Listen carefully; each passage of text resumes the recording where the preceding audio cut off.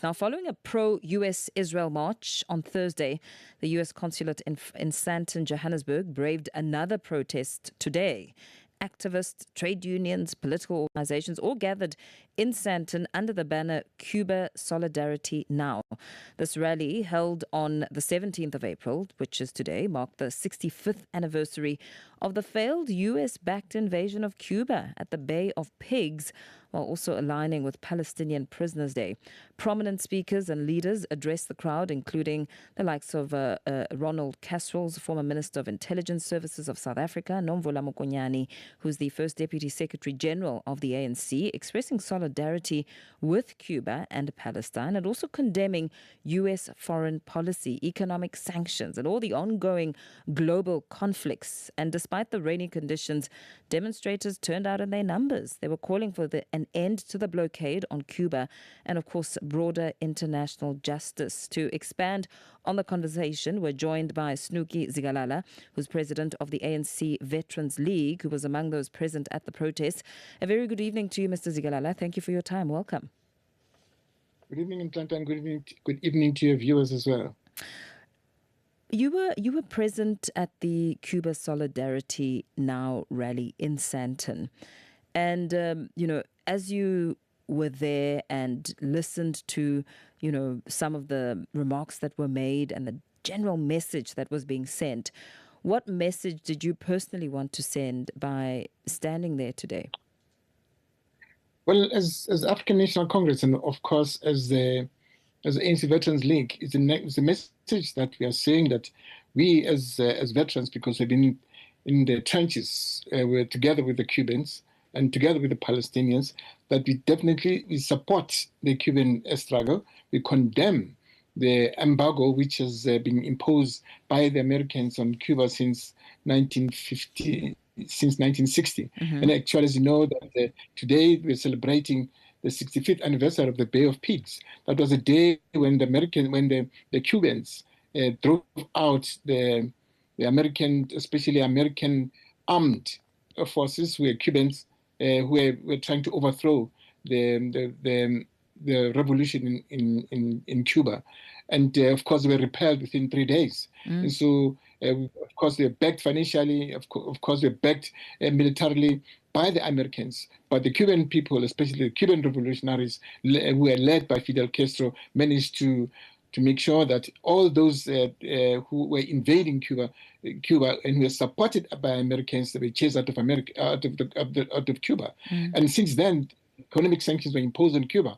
To date, the Americans have imposed sanctions on Cuba, and right now the American government is trying its level best to bring down the economy of Cuba. There are no medical supplies in Cuba currently. There's no food in Cuba. There's no oil. There's no oil in Cuba. There's no even the Soviet Union has tried its level best to supply Cuba with crude oil, which they're trying their level best to close it. And currently, we are supporting the Cuban people, are saying that even all South Africans, especially South Africans, they should support the Cuban struggle, and they should donate to the Cuban Solidarity Fund, so that we can supply Cuba with food, especially non-perishable food, of course, to make sure that we supply them with whatever they need. And so it is a very important day for especially for anti-apartheid and people who are fighting against imperialism. Yeah, as you say that, Mr. Zikalala, this is a protest which marks 65 years since the Bay of Pigs invasion. In terms of historical context and why is that historical moment still politically relevant in South Africa today? It is politically relevant because had they not repulsed the American-sponsored invasionists in Cuba, would not be having Cuba currently. Cuba, it was one of the small island within America itself. And as you know, since Cuba was taken over by Fidel Castro, they implemented what you call socialism. And of course, they supported the national liberation struggle in throughout the whole of Southern Africa.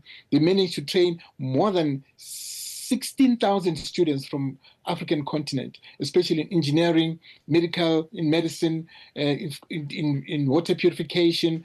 And most of those students who came back to Africa, started developing their own countries. And so they played a pivotal role in the struggle for liberation in Southern Africa. And so we are saying that Cuba and South Africa, you cannot remove us from Cuba. Actually, when our president, the first president, the black president of South Africa, Nelson Mandela, was freed from Robben Island, the first country he visited, it was Cuba. Because without Cuba, we would not be where we are. And of course, they would not have been released from Robben Island. Because as you know, that they also defeated the invasion of Angola by South Africa, because the Cubans came in and supported the Angolans, provided Angolans with weapons when the South Africans invaded Cuba. And so they defeated the mighty force, the so-called mighty force of the apartheid regime. And a number of them were killed in Cuba, but those who died in Cuba were repatriated. Their bodies were repatriated back to Cuba. They didn't fight to make sure that they colonize the continent, so that they get the raw materials from the continent. And so they made sure that they developed African countries. They helped us to liberate ourselves. And so we are proud of our relationship with Cuba. So with Cuba having long been viewed as a historical ally of South Africa's liberation struggle, Mr. Zikalala, some South Africans might ask why attention has been given to foreign struggles when domestic challenges like unemployment, service delivery, economic challenges persist here at home. How do you respond to such criticism? We don't have to be narrow-minded. Without Cuba, as I said, we would not be where we are. We'd still be under the apartheid bondage, to be honest with you. It would not still be colonized by the racist regime itself, would not be here. And so we are saying that we as South Africans, we pledge our solidarity to the Cubans. Of course, we do have our internal problems ourselves in terms of economy. The economy is not growing. Number one, we know that very well that there's instability in the country, as you can see through the Zondo Commission. There's a lot of corruption, which we have to deal with thoroughly. We know that young people, they're especially those who have finished university and matric, they're still unemployed. But we are saying that without us supporting the struggle of the Cuban, we won't be free. And so as the economy itself is going to start kicking, had it not been because of the American invasion in Lebanon, would not be having this economic crisis now. That is why the price of petrol has gone up. It is made by American imperialism. And so we are saying that if those issues have been resolved, definitely the economy of the country will start kicking. And of course, more jobs will be created in the country. But we have to have framework that will create more jobs in the country. We have to make sure that we get rid of officials, especially in government and, of course, in the private sector, who are involved in corruption. We have to make sure that those are the police force, especially who are working with syndicates, are being rooted out of the police force. Then, of course, people will start to have confidence in the democracy that we have, because we have a constitutional democracy. Had it not been for Cuba, we would not be having the constitutional democracy. We won't be having this rule of law that we are applying today in the country. Yeah, you say the price of fuel has gone up. The price of fuel will still go up as we head into May. And very lastly, before we let you go, some critics also may argue that these protests perhaps oversimplify complex global conflicts. How then do you respond to the idea that the international issues like Cuba, the US tensions require now perhaps a more nuanced engagement than protest slogans? No, these are not protest slogans. This a slogan say this. What we are saying that we're supporting the people of Cuba, the people of Palestine. We cannot allow the Israelis and the Americans to commit genocide in Palestine. More than 60,000 young women and children have been killed. The Zionists do as they wish in Palestine. And so Americans do what they want to do as they wish in Cuba. And so we should not allow that to happen as South Africans, because the whole world, especially as you know, the South African struggle was based on 4 pillars. It was based on the first pillar that we had was mass mobilization in the country. The second one is the second pillar that we have in the country is underground work. The third one, it was armed struggle.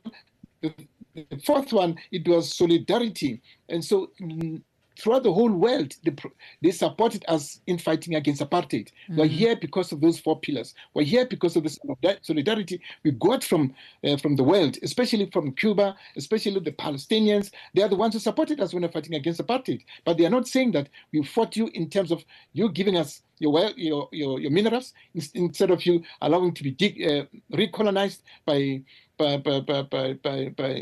the imperialist forces, but we want you to be independent, to have a constitutional democracy and have rule of law in your own country so that your country can develop faster than any other countries in the continent. Very well. Thank you so much for speaking to us this evening.